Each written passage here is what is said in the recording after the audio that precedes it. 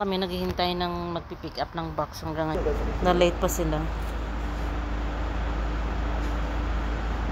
Thank you so much for your service, Maharlika Express Cargo.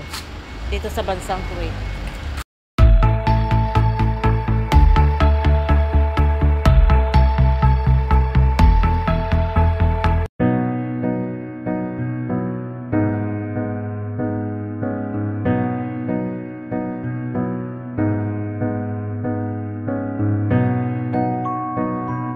Hello mga palangga, andito kami sa labas sa hagdanan kasi ipapakargo na yung kasama ko yung kanyang kargo na pinamili nung nakaraang araw at ayan siya. At yun yung dalawang karton. Hindi ko na videohan habang naglalagay kami niya ng loob ng laman kasi nga ang harap magpakargo dahil. Oh. Imbis na isang karton lang, naging dalawa na. Ayun.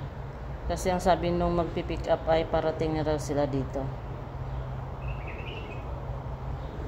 Ayan. Nagiging masaya ang pamilya sa Pinas dahil magpapakargo ng mga grocery at mga damit. At sa cargo na yan, mayroon din siyang nilagay na piano. Kaya hihintayin natin ang pag-pick up ng karton na ito. Kausap niya na yung magpipick up ng box. Siguro ate, sabi niya pupunta na daw yung ano dito sa bahay. Sige.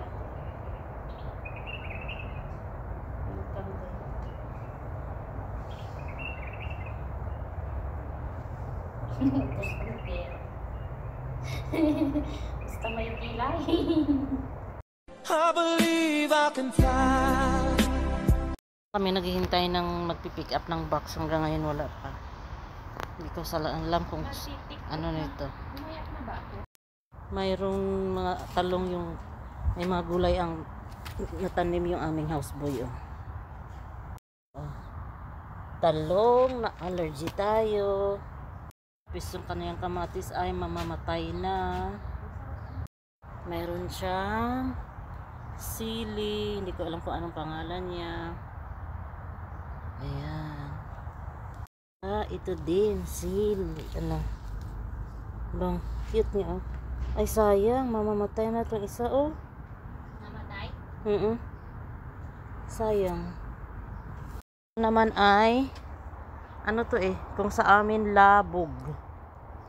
Yung maasim ang kanyang ano, tikman natin tikman natin kung labog ba talaga to.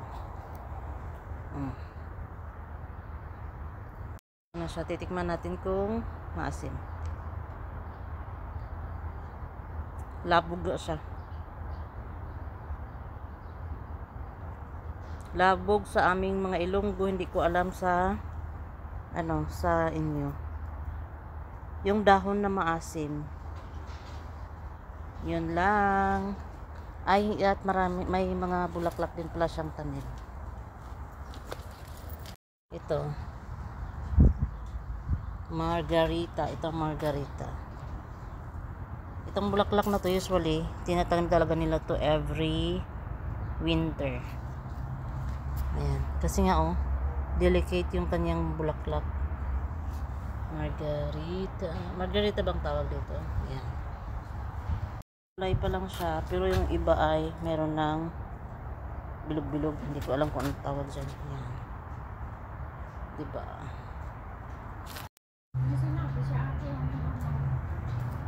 Ayan. Ayan siya. Ano sabi niya? Dami yung tanim na Sabi niya sa akin, sabi niya reloading yan pa. I believe I can fly. Ayan na, ready ay. Nandito na yung taga pick up. Ayan. Na-late pa sila.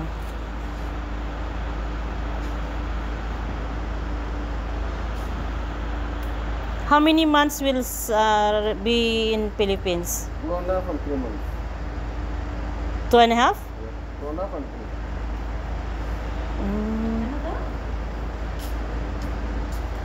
2.5 or 3? Yeah. This time is January, February, March, April.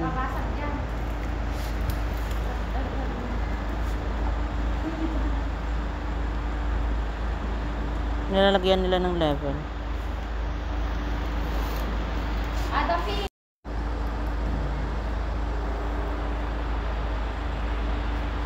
3 months na ihintayin nila sa Pilipinas ang carton na ito.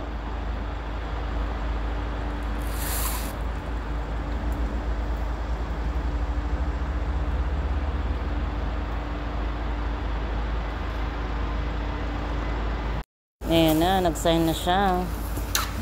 Ito pala ay 12 KD. 33 this one, 1 kilo. How much is the big one? 21. 21? What is the name of your company? Maharlika? I thought it's Mahalik kita. Joke.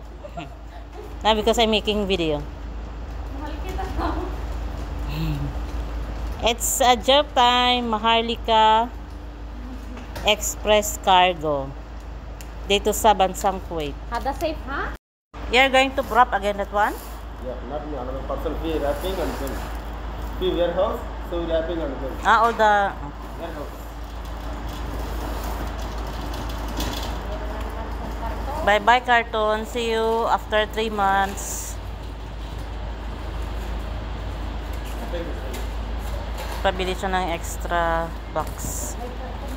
Kasi kulang yung karton ko kahapon. Ayun na, bye-bye. Salamat. Ay, baka hindi man lagyan. Nila ng fragile.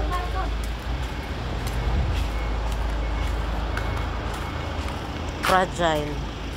Babasag yung chocolate yan. Takot na kayo ulit.